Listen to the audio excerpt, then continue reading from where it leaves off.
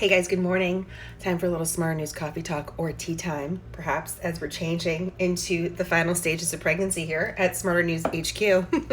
It is another iced tea morning. We're actually running to the hospital, not because I'm giving birth, don't worry. Although if I was doing this live while in labor, that would definitely be noteworthy. So don't hold me to that, could happen, not sure.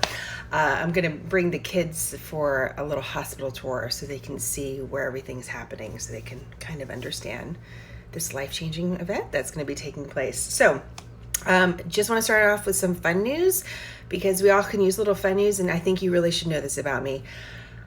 I love 7-Eleven Slurpees. I may be nonpartisan on many things, but not 7-Eleven Slurpees. I love them.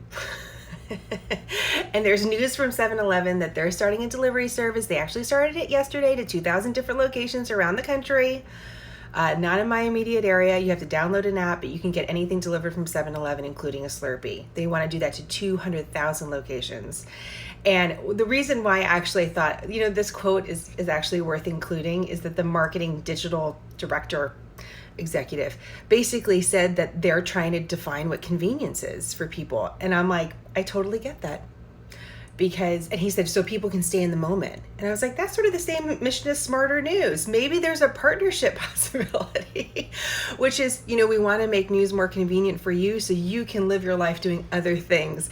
And so 7-Eleven says they're basically doing the same thing with their delivery service. So if you live close to one of the spots that there's delivery, I definitely want like a firsthand eyewitness video diary of what that is, so we can share it with our Smarter News family. So there's your assignment if you can do it. Apparently, if you're in New York City, Central Park, Venice Beach, California, like I said, about 2,000 areas are active now, but a couple 100,000 are coming soon. I know. Okay, news you can use. Listen, I want to spend just a couple minutes really quick on one of the biggest stories of really this week, and that's going to be immigration. We talked a little bit about it yesterday, but it's been nagging at me because of how emotional this story is. And also, personally, I find it very emotional. Professionally, I find it maddening, the amount of lack of context in reporting. And I just want you to have the information. Decide whatever you want about it, but I just want you to have the clear, concise information that's needed to really have an educated opinion about what's happening at the U.S. southern border. What's happening today, the immediate news is that we're expecting to see a House vote. It could happen, it could not, depends on how the lawmakers, what their schedule's like today, for a bill that would send more than $4 billion to the U.S. southern border in some capacity in different ways.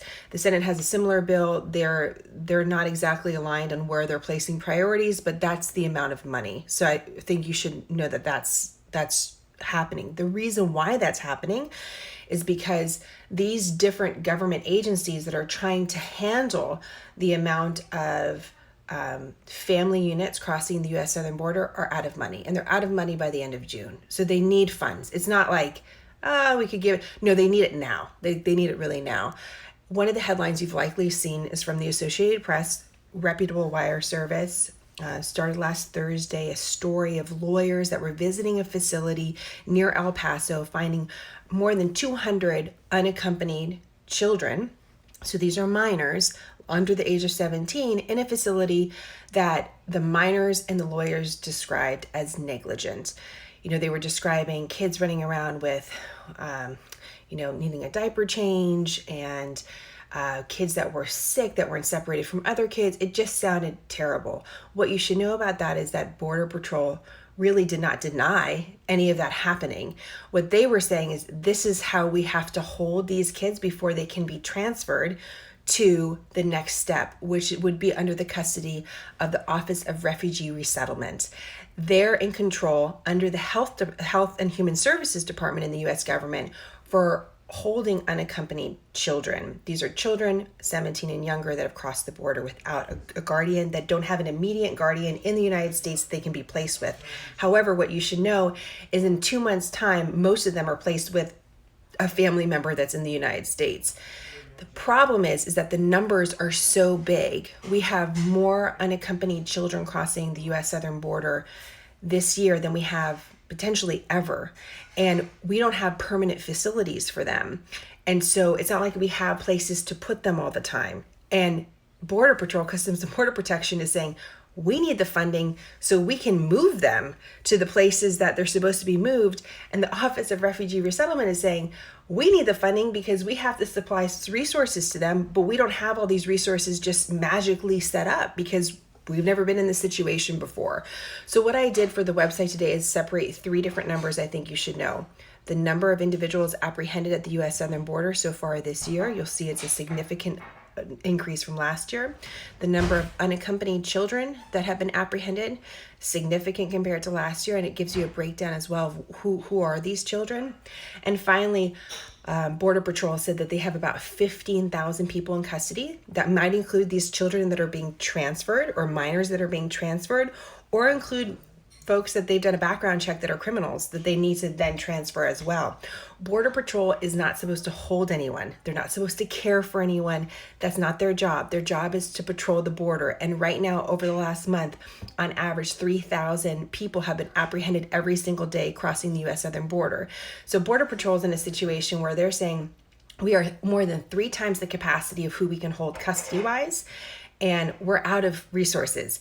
We can either patrol the border or we can provide custody, which isn't our job, but what do you want us to do? That's not a cop-out or excuse for negligence of children, but this is the big picture. And I think you should know the big picture. The Associated Press was focusing on 250 kids in one particular facility. That is less than 0.5% of the total minors that have been apprehended at the U.S. southern border. So less than 0.5%. Again, not justifying the treatment, but just so you know the numbers overall. I think it's really important. The numbers are really easily accessible, by the way. You do the click of a button, it gets you there. I have the link through our website. If you want to check it out, you should see the graphic. You could see what's going on.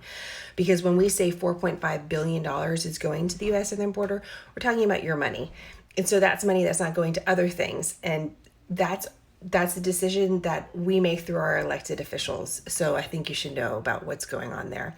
If you have any questions or you want me to explore different dynamics of the story, I'm happy to do that.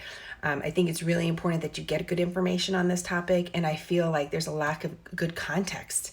We're in historic times, and we should not mention them when we're talking about this. So, tears. I'm going to go check that out. Don't worry, Dad's there. We're good.